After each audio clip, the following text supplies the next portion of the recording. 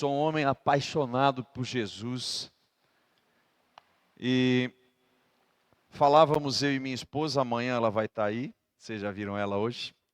Alguns já viram ela. Que o que Deus fez na nossa vida.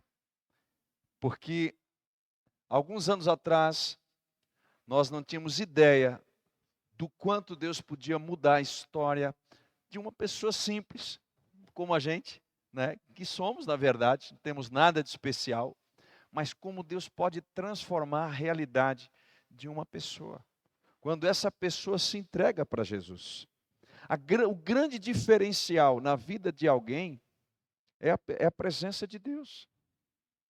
Não é o que nós temos de talento e de dom, porque isso, na verdade, ele tem uma certa relevância. Eu penso que sim, ajuda, né? Mas o que de fato difere, o que de fato é relevante, é a presença de Deus. Obrigado, querido, na vida de alguém. Eu sei que nós já oramos, já adoramos, mas eu queria só orar mais uma vez. Pai, muito obrigado, porque o Senhor nos trouxe para cá, para aprender com essa igreja, para compartilhar com eles. Por favor, te faz ainda mais presente, ainda mais intenso, do que, claro, o Senhor já está. Não somos mais órfãos. O Senhor agora nos chama de filhos, porquanto o Senhor nos adotou pela cruz. O Senhor não mediu esforços para que cada um de nós que estamos aqui, os que nos veem e nos ouvem, tivéssemos a oportunidade, sim, a oportunidade de se tornar filho de Deus. A tua palavra diz que todos aqueles quantos creem no Senhor e declaram e professam a fé e essa convicção em ti, Jesus, é-lhes dado o direito, o poder ou a oportunidade de se tornar filho de Deus. Então, Pai, te manifesta de uma forma mais intensa. Queridos, hoje eu quero falar sobre a nossa mente. E foi muito interessante, porque conversando com o pastor de vocês, a equipe pastoral, a equipe de liderança, né, para vir para cá, mudou algumas dinâmicas, e Deus começou a ministrar muito meu coração a respeito da influência que o mundo e que o evangelho tem na nossa vida. E aí, a palavra de hoje está em Efésios, e aí veio ao meu coração o poder que tem a nossa mente. E o tema desse momento é: quem governa a sua mente, governa a sua força. Pare para pensar comigo. Se você é governado, é tomado por um pensamento, logo esse desce para o coração e se torna um sentimento, esse descendo se torna prática, e você vai tomar atitudes, ações que vão gerar resultados, sim ou não? Sim. Então quero começar falando que a nossa mente é um campo de batalha. A maneira com que a gente pensa determina as nossas ações e, consequentemente, as nossas escolhas. E hoje eu quero falar um pouquinho daquilo que Paulo falou na carta aos Efésios. Se você quiser abrir comigo, por gentileza, em Efésios capítulo 4, eu quero ler juntamente com você Efésios 4, de 17 a 24. Se você abrir a sua Bíblia, você vai ver a carta de exortação, a chamada de atenção que Paulo faz a esses crentes, a esses irmãos, a respeito da santidade cristã oposta à dissolução. Eu acho muito interessante a maneira como ele abordou isso aqui. Eu fiquei escrevendo e meditando sobre esses textos e fiquei pensando no meu coração: uau, que verdade!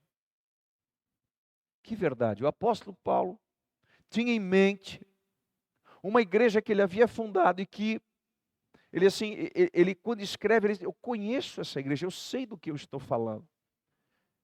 E a nossa conversa hoje é sobre a influência que a nossa mente tem sobre nós e muitas vezes a gente não percebe. Então eu queria chamar a nossa atenção, porque começa comigo, claro, né? Aonde nós temos permitido que a nossa mente divague e aonde a gente tem negociado a santidade, a santificação com relação à dissolução ou abandonando essa santidade, essa integridade. Fique tranquilo, talvez você não conheça o Evangelho na profundidade, talvez você já ouviu muito falar a respeito do reino de Deus ou não. Eu tenho certeza que essa palavra vai trazer luz ao seu coração. Eu vou ler na tradução, na nova tradução da linguagem de hoje, por isso que eu vou usar essa aqui, que diz assim, versículos 17 a 24. Olha o que Paulo escreve. Assim, eu lhes digo com a autoridade do Senhor, não vivam mais como os gentios, levados por pensamentos vazios e inúteis. Quem eram os gentios? Pessoas que não tinham relacionamento com Deus ainda, não conheciam o Senhor. A mente deles está mergulhada na escuridão. Ora, se está escuro a gente não consegue enxergar, sim ou não? Faz sentido. Mas olha a profundidade do que Paulo está dizendo. A mente deles está obscurecida, mergulhada na escuridão. O que Paulo está dizendo? Olha, vocês que já ouviram do Evangelho em algum momento, não pensem, não se permitem pensar como aqueles que ainda não conhecem, porque eles estão sem enxergar, não têm clareza no que eles entendem. Olha só isso aqui, olha só, ele diz assim, andam sem rumo, alienados da vida de Deus, ou distantes da vida de Deus, da vida que Deus dá, pois são ignorantes e endureceram, então, assim, o seu coração para Jesus. Uau, que forte! Versículo 19. Tornam-se insensíveis, vivem em função dos prazeres sensuais e praticam avidamente toda espécie de impureza. Pode parecer uma palavra muito dura, e na verdade é, mas é uma palavra de exortação ou de chamada de atenção de Paulo à igreja para dizer o seguinte: olha, é importante que vocês entendam que quando a nossa mente não está elucidada, nós não temos luz de Deus sobre ela, nós vamos fazer escolhas ruins. É isso que Paulo está dizendo. Mas não foi isso que vocês aprenderam de Cristo. Uma vez que ouviram falar de Jesus e foram ensinados sobre a verdade que vem dele, livrem-se da sua antiga natureza e do seu velho modo de viver, corrompido pelos desejos impuros, mas olha isso aqui, e pelo engano. Como Paulo tinha a revelação de, pelo simples fato de ver como a igreja se comportava, como a sociedade de uma cidade se comportava, ele discerniu uma frieza espiritual. Como a gente acaba indo de uma cidade em outra, a gente percebe uma diferença de cultura na cidade. E hoje no carro a gente estava falando sobre isso. Eu fui visitar um lugar, e quando eu cheguei naquele lugar, nós estávamos dentro do carro, e Deus falou comigo: Rodrigo, quando você descer do carro e pôr os seus pés no chão, ou seja, na terra, é profético, né? Porque a Bíblia diz: onde você pisar a planta dos seus pés será a sua possessão, né? Deus falou comigo assim, ó: liberem uma palavra profética de vida sobre esse território. Uau! Por quê? Porque o meu coração, o meu espírito, o Espírito de Deus, trouxe um discernimento profundo ao meu entendimento, pela revelação do Espírito de Deus que habita em mim, o Espírito de vida que está em mim, disse assim: esse lugar está gelado espiritualmente. Gelado porque as pessoas estão morrendo. Pense sobre o que a palavra de Deus diz e conscientemente emite um decreto de vida sobre esse território. Então, quem governa a minha mente, governa a minha força. Naquele momento, a minha mente estava governada pelo Espírito de Deus, pela revelação das Escrituras, e por conta desse entendimento, a minha mente estava recebendo luz de Deus. E aí eu lembro de Salmo 119, 105, lâmpada para os meus pés e luz para o meu caminho é a tua palavra. Uau! Olha como é verdade. O que a gente pensa traduz em quem a gente se torna. E naquele momento eu me tornei, o que 2 Coríntios nos ensina, um embaixador do céu na terra. Eu lembro até hoje, eu desci do carro, e quem estava comigo não entendeu nada, e está tudo certo, o crente é um pouquinho louco mesmo.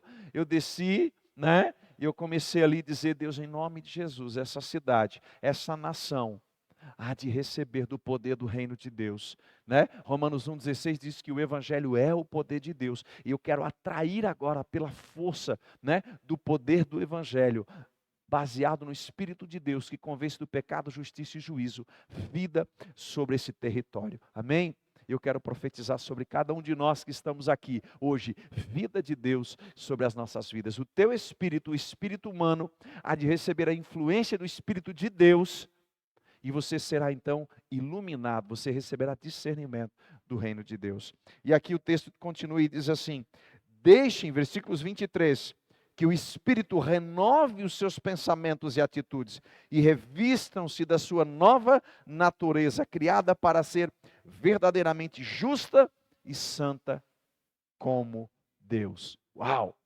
Mais do que elucidar a nossa mente, Deus quer que a gente tenha um relacionamento com Ele profundo. Quando esse relacionamento crescer em nós, e essa é a verdade, ele cresce em nós, eu vou explicar como, você se torna alguém que recebe a mente de Cristo, e quando isso acontece, você começa a entender o reino espiritual.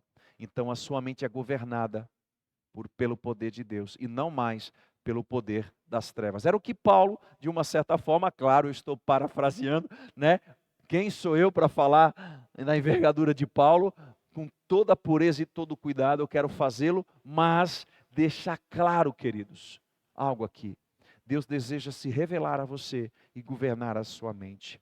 Então a mente, ela tem a função de governar os órgãos do corpo, que vão responder a esses estímulos e vão gerar ações decorrentes e correspondentes, a fim de concretizar e dar vida aos pensamentos. Ora, quando o Gil me ligou, eu pensei o que e como fazer para estar aqui nessa data. Então a minha mente trabalhou em função do Espírito de Deus que governa a minha mente, e eu comecei a tomar ações e atitudes referentes a isso. Mas o inverso também é verdadeiro. Alguém que não tem um relacionamento com Deus pode fatalmente ser governado pela escuridão das trevas e tomar decisões também pautadas nisso. Por isso eu escrevi: quem governa a sua mente, governa a sua força. O que é a força? É a habilidade, é as suas intenções, é também os seus dons, os seus talentos. A nossa irmã tem um talento natural para adoração. Eu não tenho. Se eu for fazer isso aqui, você nunca mais vai ser meu amigo. Então, como eu amo muito você e essa igreja, eu jamais vou tocar violão para não estragar o que o Gil está construindo junto com os demais obreiros. Mas Deus me chamou para fazer outra coisa, que é compartilhar do Evangelho pela palavra, pelo poder do Espírito de Deus. Então veja que assim como alguém pode ser governado pelo Espírito de Deus, pode também ser governado por qualquer outra força. E aqui Paulo está dizendo: eu quero que vocês entendam que vocês precisam se manter firmes e fiéis no ensino de Cristo, e não permitir que a mente de vocês voltem a praticar o que vocês praticavam, porque o Evangelho agora transformou vocês. Até aqui todos bem?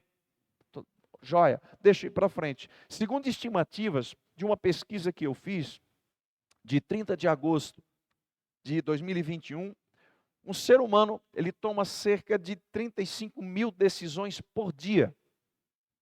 O que vai tomar no café da manhã, ou se não, ou qual a roupa. Decisões simples, decisões cotidianas, como decisões de envergadura muito maior. Eu estou no ponto de tomar uma decisão, a faculdade. Hoje eu vou pedir aquela moça em noivado. Hoje eu vou tomar a decisão de ir ou não ir àquela nação. Veja que aonde você está hoje é fruto das decisões que você tomou lá atrás. Faz sentido? Sim. Postei hoje de manhã no meu Instagram uma palavra que Deus falou comigo no meu devocional dessa manhã. Minha mente, minha responsabilidade. Então, as tuas escolhas e as minhas escolhas nos trouxeram até aqui.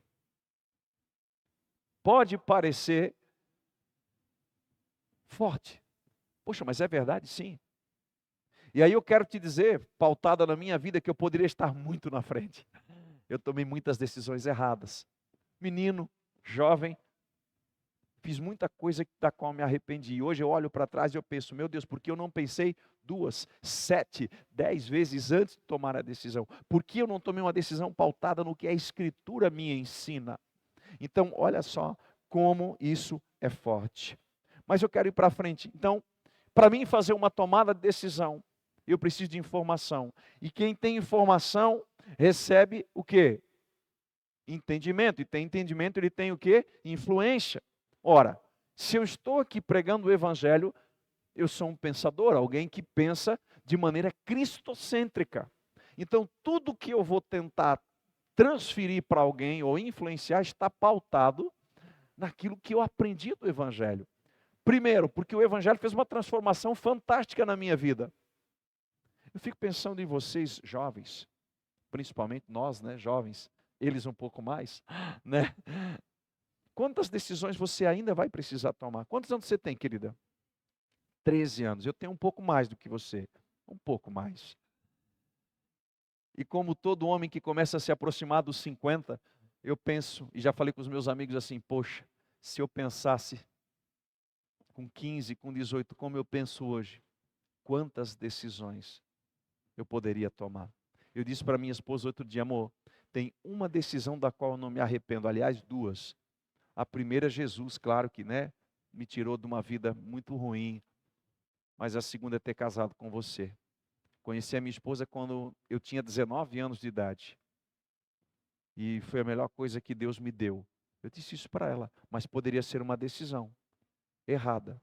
Eu podia ter tomado uma decisão errada. Percebe como a nossa mente, ela pode ser um fator condicional determinante, o fiel da balança, né? Como a gente fala, por uma escolha muito acertada ou por uma escolha muito errada. Paulo está dizendo, olha, vocês têm que entender que foi pregado a fé para vocês, o genuíno Cristo, Jesus, o Senhor, o Filho de Deus, o Filho do homem. Não voltem a praticar o que vocês praticavam. E essa guerra começa na mente. Sabe quando a gente começa a andar com Jesus, depois a gente diz, não é bem assim. Não precisa mais ser tão intenso com Deus. Não preciso mais manter um relacionamento tão profundo com a igreja. Eu gosto muito de dizer uma coisa. Nosso relacionamento com Deus, ele começa de maneira vertical, né? Eu e Deus. Mas ele se mantém de maneira horizontal. É aqui, ó, o relacionamento com as pessoas. Quem aqui já precisou de um abraço? Já andando com Deus, mas precisou de um abraço humano, além de mim? Penso que todos, em algum momento, claro. E o que a gente pensa? Olha só como a fé passa pelo intelectual. A mente. Eu não vou contar do meu problema. E você começa a se isolar. Ou eu vou ser humilde o suficiente para buscar ajuda e compartilhar com os meus irmãos. E aí eu vou unir um texto nesse contexto inicial. Porque tudo que a gente pensa é produzido por aquilo que está dentro de nós. Vou dar um texto de Tiago no capítulo 4. Tiago no capítulo 4 vai dizer o seguinte: da onde vêm as guerras, as crises que vocês vivem? Tudo isso está dentro de vocês. Eu vou ler o texto. E eu acho muito interessante quando o Tiago escreve isso, porque ele deixa tão claro para mim, ele elucida um problema claro, tão clássico. Ele diz assim: de onde vêm as discussões e brigas em meio de vocês? Acaso não procedem dos prazeres que guerreiam dentro de vocês? Perceba como dentro de nós existe tudo o que é suficiente para pecar, para se afastar de Deus, para tomar decisões que nos colocam muito distante de Deus. Não é fácil pagar o preço, não é fácil fazer uma escolha, mas quando ela é feita, baseada na palavra, a gente vai guerrear com as nossas próprias carnes. E aqui no versículo 7 ele diz assim, portanto, submetam-se a Deus, resistam ao diabo e ele fugirá de vocês. Olha o que diz no versículo 8, aproximem-se de Deus e ele se aproximará de vocês. Isso passa pelo entendimento, sim ou não? Claro. Claro que sim. A gente fala muito de oração lá em Blumenau. E a gente compartilha o seguinte. Quem aqui tem vontade de orar? Quase ninguém. Porque é uma guerra espiritual. O diabo não quer que ninguém ore.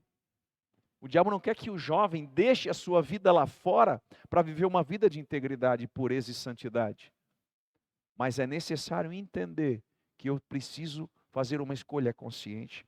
Aproxime-se de Deus. Aproximar-se de Deus é intencional, é consciente. É a segunda vez que nós estamos aqui. E eu vim de maneira intencional, consciente. É claro que eu orei. É claro que eu tive o aval de Deus para estar aqui. Mas eu me aproximei de Deus intencionalmente, buscando em Deus em oração e jejum, não só para escrever uma palavra para compartilhar, para saber se Deus queria que eu estivesse aqui, se era relevante eu vim para compartilhar, mas também para receber. Olha o que o texto vai dizer: lavem as mãos, pecadores, purifiquem o coração, vocês que têm a mente dividida. Uau, olha o que Tiago diz. Por que ele está dizendo isso? Porque é muito comum que a gente tenha dois sentimentos guerreando dentro de nós. Quem tem isso? Quem já percebeu isso? É muito claro. A gente brinca assim, né? Que a gente vai dormir super crente, né? Hora de manhã, né? Trabalha o dia inteiro, reúne com pessoas, vai na célula, ou vem num culto muito bacana, muito precioso, ou ouve uma ministração sensacional, vai dormir crente, pegando fogo com Deus, acorda desviado. Porque sonha o que não deve, né? Não é assim? Né? O homem principalmente, né? Não sei tu, né, irmão? Eu sou homem, né, cara?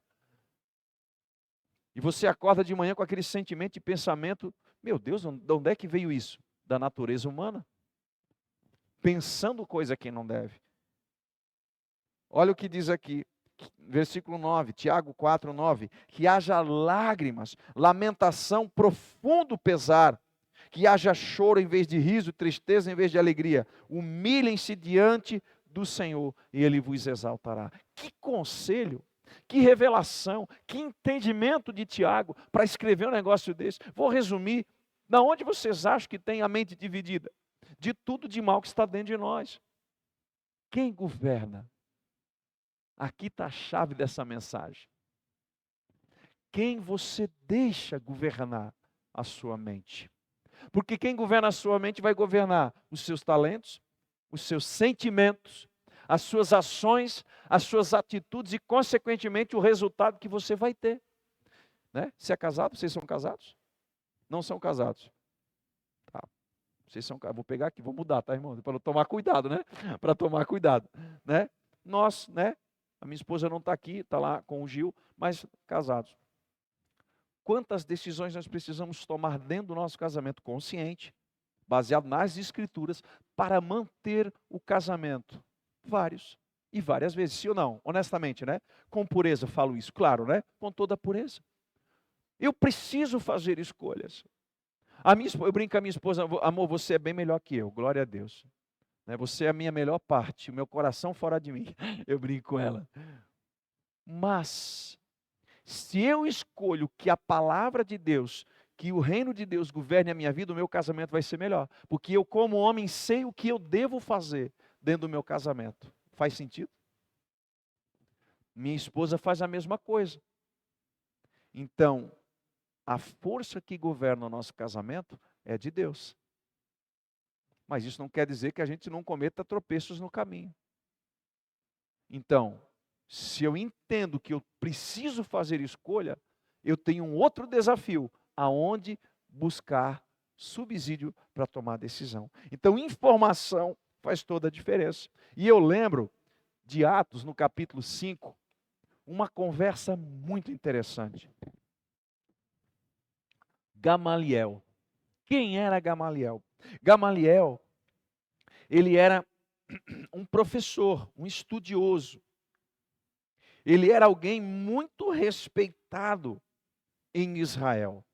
Gamaliel é como se fosse um dos juízes do STF de Israel da época. Eles eram estudiosos da Bíblia, né, a Torá, os 5 primeiros livros da Bíblia. Era um homem de muita responsabilidade, mas também de muita sabedoria. Me impressiona Gamaliel. Por quê? Porque chegaram diante de Gamaliel, no Sinédrio, reclamando da pessoa de Jesus. Gamaliel deu um conselho fantástico. Está lá em Atos 5, 36, 37, diz assim: há algum tempo apareceu Teudas, reivindicando ser alguém, e cerca de 400 homens se juntaram a ele. ele foi morto. Todos os seus seguidores se dissiparam e acabaram em nada. Depois dele, nos dias do recenseamento, apareceu Judas, o Galileu, que liderou um grupo em rebelião. E também foi morto, e todos os seus seguidores foram dispersos. Uau! O que Gamaliel estava dizendo? Olha, vamos ver até onde vai isso aí. Depois o texto discorre e Gamaliel diz uma coisa que para mim é fantástico. Ele diz assim, olha, cuidem para que vocês não se encontrem lutando contra Deus. Por quê? Porque já houve vários movimentos. Onde é que eu quero crescer nessa mensagem? Gamaliel tinha informação. A mente dele estava exercitada para tomar decisões. Ele não era qualquer um, levado por qualquer coisa. Ah, tudo que me dizem vai funcionar. Qualquer um que chega aqui e vai falar para o Vic tal coisa, ele vai acreditar. Pegou. Vic, fala com o Val, né? Responsabilidade dele e do teu pastor. O que acontece? Gamaliel sabia que ele tinha subsídio de informação suficiente e de experiência suficiente para uma tomada de decisão consciente. Não, peraí. Eu já vi isso acontecer e não deu em nada. Só que se posicionem de maneira coerente, porque é provável que vocês possam se encontrar lutando contra Deus. Percebe como aqui é um campo de batalha? Quem aqui já começou a orar, botou um louvor, seja no carro, seja em casa, ou pensou, hoje eu vou tirar um tempo de oração maior, hoje eu vou tomar decisões para arrumar o meu dia e ter um tempo de oração maior com Deus. E quando você vai para o tempo de oração, você começa a pensar em outras coisas e aquilo parece que consome você. Alguém? Muitas vezes. O que você imagina que possa ser isso? Uma guerra na tua mente. Porque o diabo não quer deixar espaço para que o evangelho entre na sua consciência. Não quero errar o texto, Romanos 10 vai dizer que com o coração se crê, mas com a boca se confessa para a salvação. E quando eu meditando sobre essa questão de governo de mente, eu entendi claramente que o evangelho passa pelo intelectual ou pelo campo da consciência. Porque para mim confessar uma coisa eu preciso entender, sim ou não? Claro. Então, se eu vou colocar as minhas energias para viver um relacionamento com Deus, se eu vou gastar a minha vida para viver um relacionamento com Deus e com a igreja, que é o corpo de Cristo, o diabo vai fazer de tudo para me tirar, para me fazer caminhar num outro lugar. A faculdade é um lugar de desafio, sim ou não? Muito. Eu fiz faculdade alguns anos atrás e eu lembro muito bem do que eu via naquele ambiente. Nada de errado, é um lugar acadêmico, jovens assim, mas a minha mente estava treinada, ou estava e continua estando em treinamento para viver pelos padrões das Escrituras. Então tem 3 coisas rápidas que você precisa saber a respeito de não permitir que outra força governe a sua mente e tire a sua força, mas que você tenha a força de Deus. Um último exemplo a respeito de como a força de uma mente pode levar para o certo ou para o errado, recente, é Hitler. Adolf Hitler, a gente brinca, né? Entrou na mente das pessoas com uma ideologia equivocada e ludibriou pessoas de mentalidade frágil a fazer algo que ele queria fazer. Claro, tinha todo um contexto ali, eu entendo, não preciso gastar tempo nisso. Você já lembrou de Hitler, sabe que ele foi um homem ditador, milhões de pessoas perderam a vida dentro desse entendimento dele, dessa consciência. Por quê? Olha como é perigoso. Um homem com uma obstinação, um projeto de vida maligno, governou mente de pessoas que tornavam o pensamento dele em ação. Nós vamos matar uma geração toda de judeu. Era um exemplo. Próximo. Agora eu vou te dar um outro exemplo de alguém com a mente de Cristo, gastando uma energia também nesse nível para o bem. Billy Graham. Olha a diferença. quanto esse homem deixou de... Eu, né, respeito demais o legado de Billy Graham, tenho um respeito por ele. Eu tenho... ele morreu em 2020, eu acho, né? 2020 ou 20 ou 21, com quase 100 anos. Do meu tempo de conversão, 20 anos, nunca ouvi uma vírgula que depreciasse a vida desse homem. Certamente ele não era perfeito, mas você percebe a diferença? O quanto aquilo que você pensa, que você é e que você prega, pode influenciar pessoas. Então, olha só. O modo de pensar define as nossas ações. Os versículos 17 a 22, né, do texto de Efésios 4 que lemos. O termo gentil, então, que Paulo estava dizendo, né? Fiz toda aqui uma construção para a gente entender. Ficou claro, pessoal, a diferença? Glória a Deus. Então, olha só, o termo gentil designa alguém totalmente distinto do povo de Israel. E que, por consequência, seria dotado de cultura, caráter e hábitos reprováveis diante daquilo que Deus tinha para com o seu povo como estilo de vida. Se você não sabe, penso que você já deve ter ouvido, a igreja, ela representa o Israel de Deus. É como se nós fôssemos, e somos de fato, o corpo de Cristo. Então, essa diferenciação, Paulo está dizendo, não vivam como vocês viviam antes, como os gentios, como alguém ignorante, ignorante no sentido de desconhecimento, né? Então vocês pecavam e viviam de qualquer jeito, levavam a vida lá na faculdade de qualquer maneira, né? Viviam um casamento de qualquer jeito. Hoje não, vocês foram renovados por Cristo. Cristo renovou a mente de vocês, consequentemente o caráter de vocês. É isso que Paulo está dizendo. Então a palavra aqui, obscurecido, no grego, que é escótizo, que é ser coberto por trevas, ou quando privados da luz dos olhos, do entendimento e da mente. A pessoa, como eu acabei de ler em Tiago 4, tem a mente dividida. E quem tem a mente dividida não tem identidade. Não sabe para onde vai. Cara, será que eu vou tomar um sorvete ou vou comprar um carro? Não tem assim? O cara não sabe, né? Como a gente fala com pessoas que não sabe quem é, que não conhece o seu propósito de vida, que por consequência pensa o que o colega do lado pensa. Nada de errado pedir conselho, gente. Eu peço muito conselho, não tem problema. Conselho para pessoas que têm a mente elucidada, tal qual a mente de Cristo. Então, isso aqui é muito importante. Por causa dessa obscuridade, se tornam ignorantes. Que é o quê? Pessoas que não têm esse discernimento, não têm esse entendimento. O aprendizado de Jesus é a chave para uma transformação de caráter e nos auxilia a abandonar o nosso velho homem corrompido. Ou seja, quando você recebe o ensinamento e a revelação de Cristo em você, a sua maneira de ver o mundo, a sua cosmovisão, a sua mente é transformada. Consequentemente, você é liberto de um sistema que tira a visão dos seus olhos e que traz lucidez às suas práticas, ao seu entendimento. Outra coisa importante, a renovação e o novo revestimento. No versículo 23.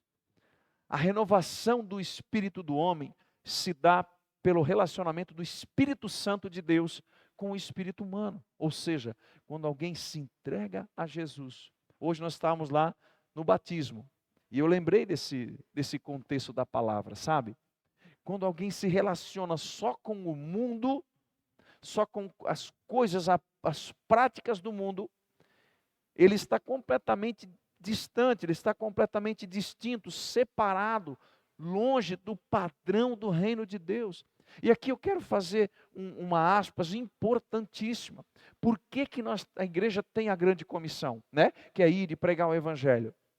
Para que essas pessoas, como nós um dia, não tínhamos a revelação, não tínhamos o discernimento, não tínhamos a clareza de quem é Jesus, o que Jesus fez por nós e o que ele ainda faz. Explico. Primeiro, que ele morreu em meu e seu lugar. Segundo, que a cruz gerou a ressurreição, ele levou todos os pecados, ou seja, quando alguém se entrega a Jesus é perdoado dos pecados. E por último, recebe não só perdoado dos pecados, o maior galardão que um ser humano pode receber, a vida eterna. Uau! Então tudo isso muda a minha expectativa de vida. Porque se eu tinha uma expectativa de vida de 70 anos, o meu pai já ultrapassou, já está com 73. A minha expectativa de vida mudou completamente. Todas as decisões que eu tomo hoje, ou a grande maioria, melhor corrigindo a minha fala, está pautada na expectativa da eternidade. Ou seja, o que eu faço aqui determina se eu vou herdar a eternidade ou não. Vou explicar melhor. Quando eu faço uma tomada de decisão, eu penso da seguinte maneira: será que eu voltar a me prostituir, voltar a uma vida de vícios, a uma vida de ilegalidades moral, civil e espiritual, vai refletir na paz eterna? O que você acha? Sim ou não? Sim.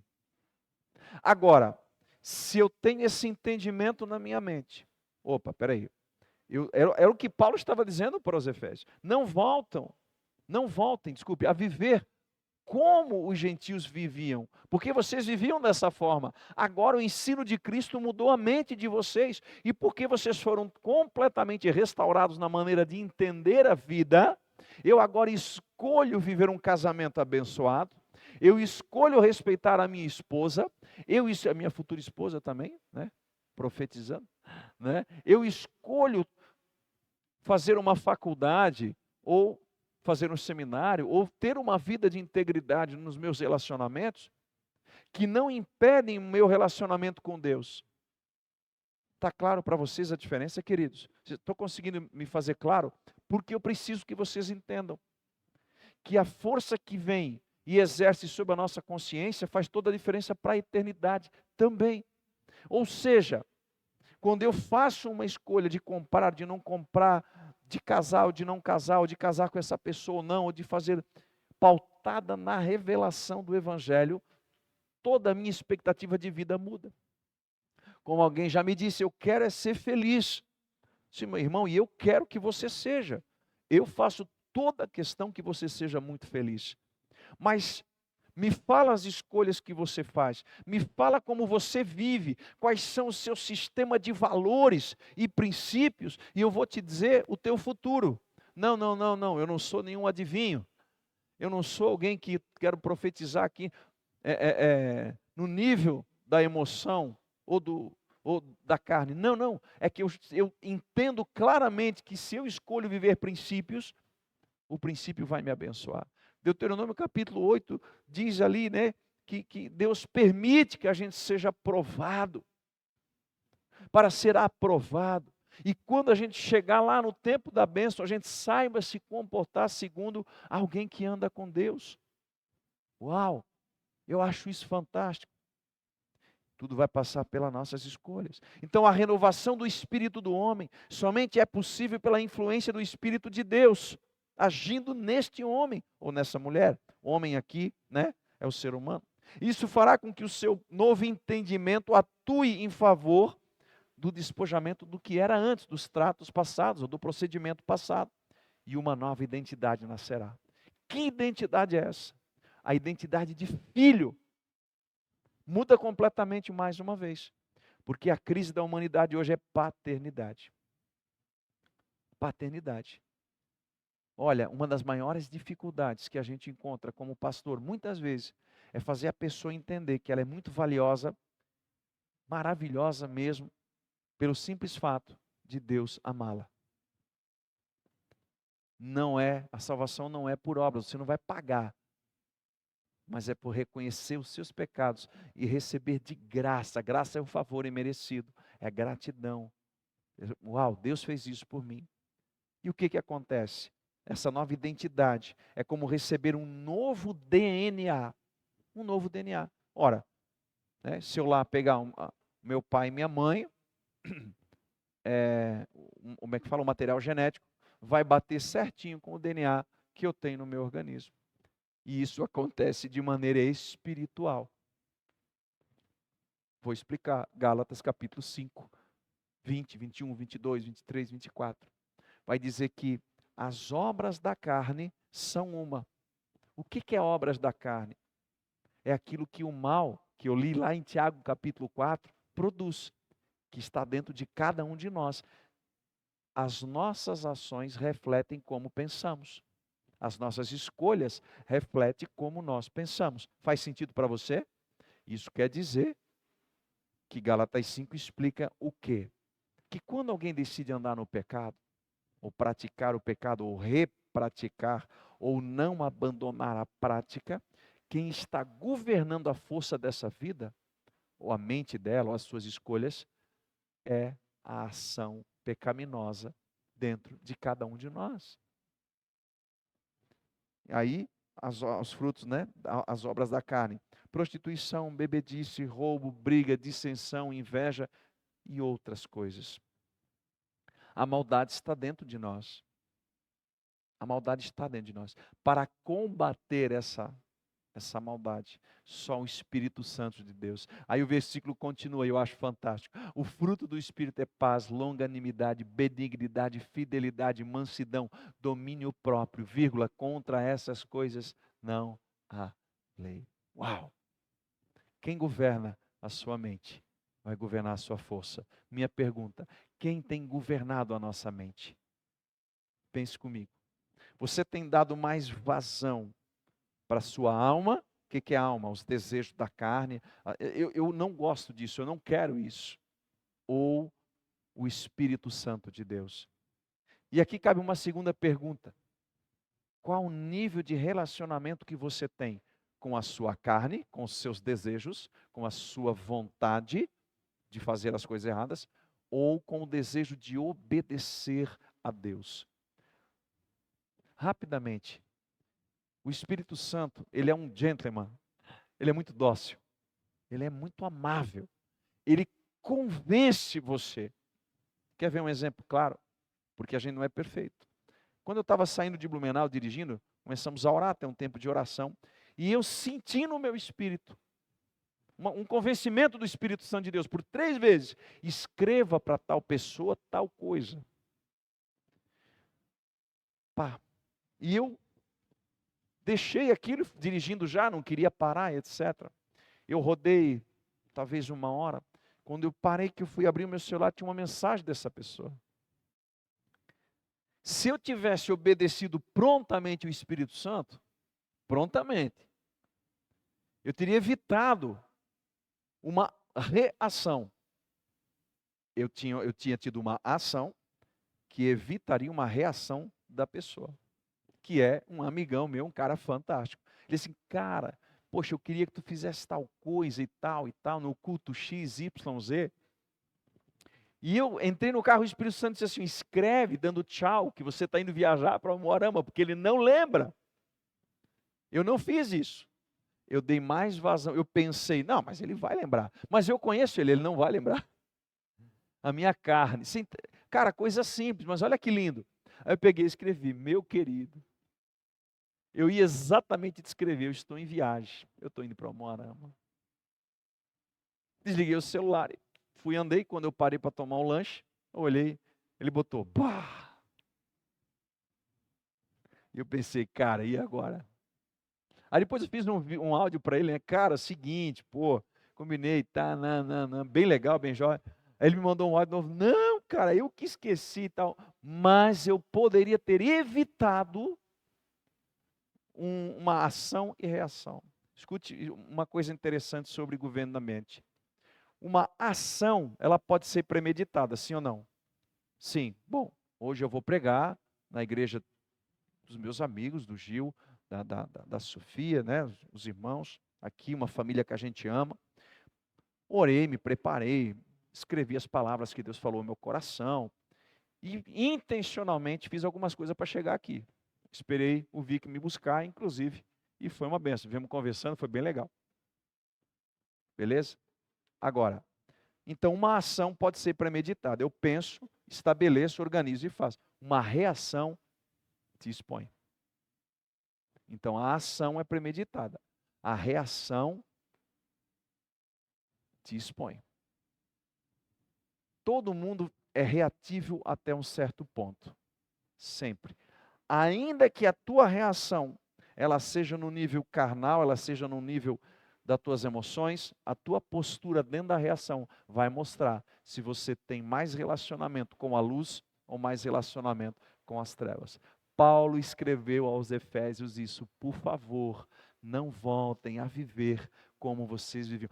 Pensem no que vocês aprenderam de Cristo. Vocês já sabem o que, como e quando, como se comportar. E aqui tem um livro no início da minha conversão, que eu ouvi, eu não li ele todo, eu dei uma pegada, é assim, em meus passos o que faria Jesus. Eu fico pensando, será que Jesus dirigiria como eu? A minha resposta para você ficar bem tranquila é não. Não sou perfeito, tá, irmão? Estou bem longe disso. Bem longe. Nós pecamos todo dia. Uma coisa é o tropeço, né? Outra coisa é viver no pecado. Vocês entendem que isso é diferente, né, queridos? Claro, né? Um exemplo clássico. Hoje nós estávamos vindo de uma cidade que fomos aqui perto, e o Gil foi dirigindo e eu voltei dirigindo. Tranquilo, conversando e tal. Subi em cima da BR, nós conversando, quando eu vi, eu estava ultrapassando, normal, não vinha ninguém, tudo certo, na faixa dupla. Quando eu abri, já abri. Eu já abri, irmão, não vou voltar, não dá, não tem com espaço para mim voltar. Na hora eu orei em espírito: Senhor, me perdoa. Me perdoa. Romanos capítulo 13. Todas as autoridades são instituídas por Deus. Se a lei diz que eu não deveria ultrapassar ali. Então, você entende como é sensível, mas a minha mente já pensou rapidamente, as escrituras me ensinam isso. O princípio de autoridade, né? Governamental, concordando ou não, gostando ou não, nada disso importa, o que importa é o princípio. Eu penso segundo o que eu creio. Então, o que influencia.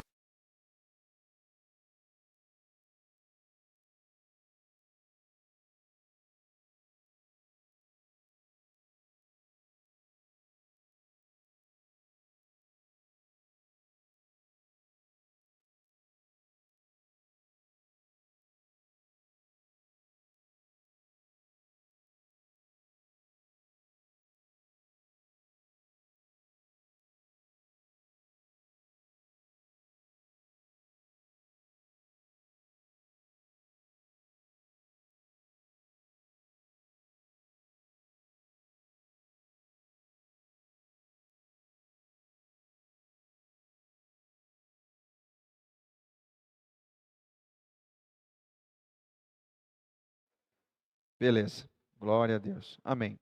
Deixa eu ir para o final. Então, uma coisa importante, aonde que nós estamos, vamos colocar assim, alimentando a nossa mente? Aonde? Isso determina muito a respeito do que e como a nossa mente tem pensado. Então, ser revestido desse novo homem, querido, passa pela consciência prática de que fomos formados segundo a imagem e semelhança de Deus. Deus é corpo, alma e espírito. Então Ele nos fez com a mesma capacidade intelectual de que Ele. E Gênesis 1:26 diz assim, que nós somos feitos à imagem dessa trindade. Justiça e retidão são provenientes da verdade, vírgula, isso é o ensino de Cristo. Então eu preciso entender esses contextos. Isso nos torna capazes de decidir como e aonde alimentar a nossa mente. Se nas coisas do mundo, naquilo que a minha carne muitas vezes pode estar inclinado, né? Ou guerrear, né? Abrir mão para nutrir pelo Espírito. Mateus 18, 8 e 9, um texto clássico, fácil de compreensão para o assunto que nós estamos abordando aqui. Olha só que texto. Se a sua mão ou o seu pé o fizerem tropeçar, corte-os e jogue-os fora.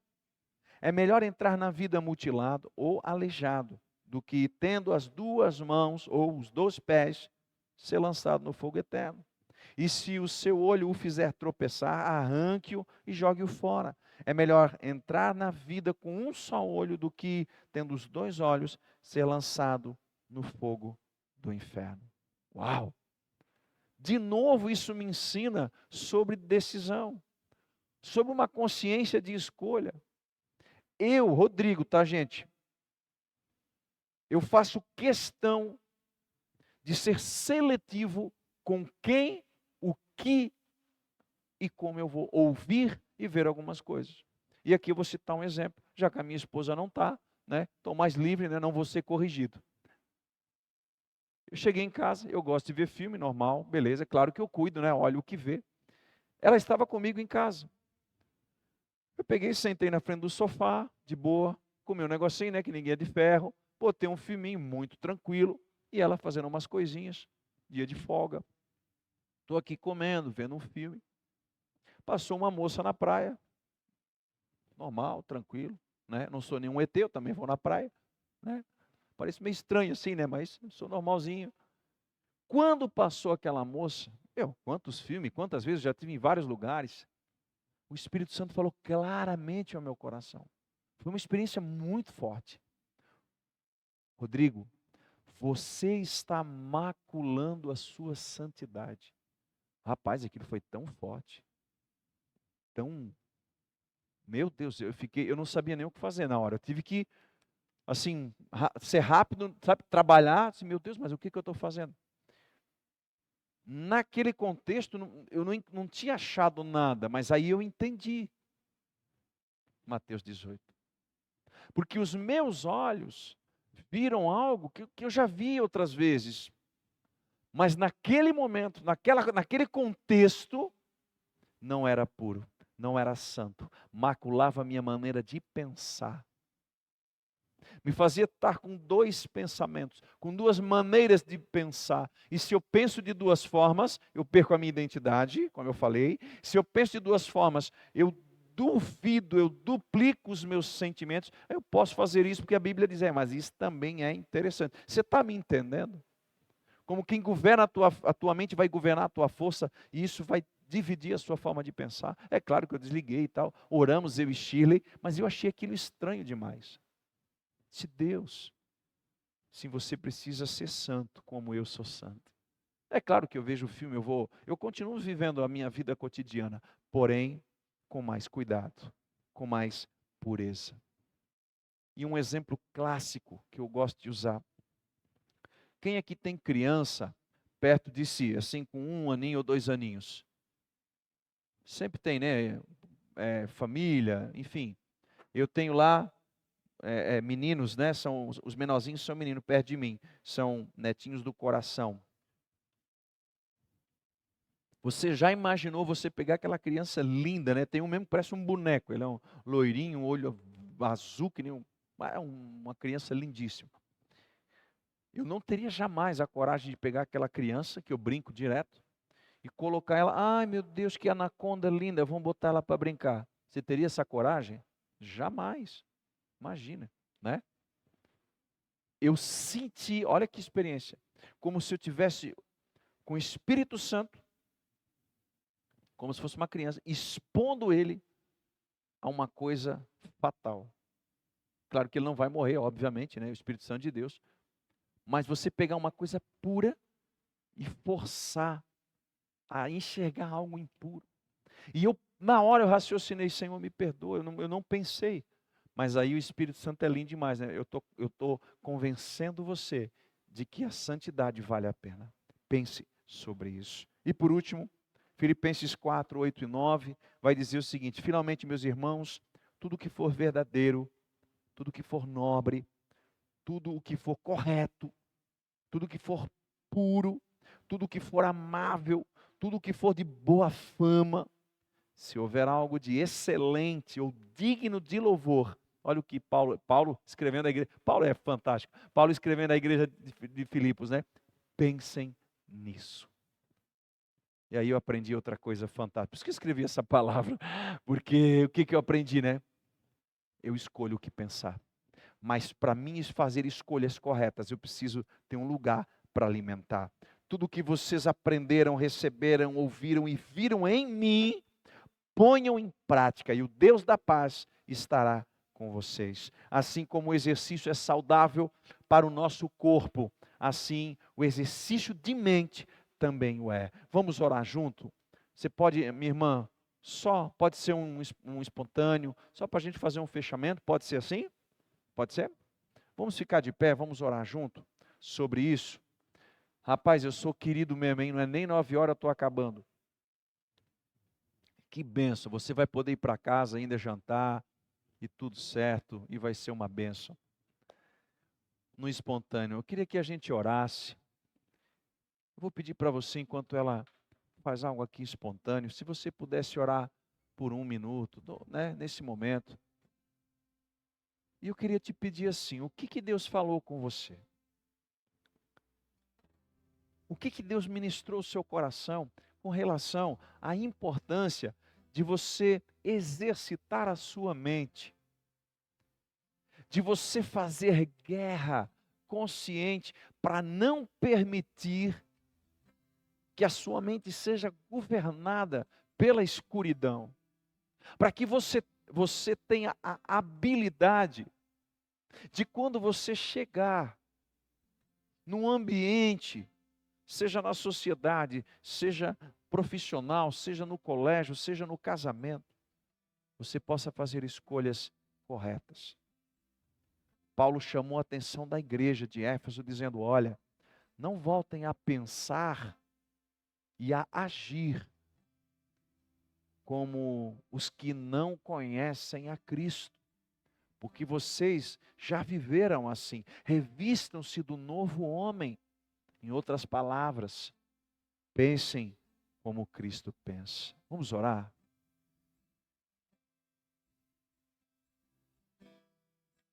Coloque diante de Deus a sua vida.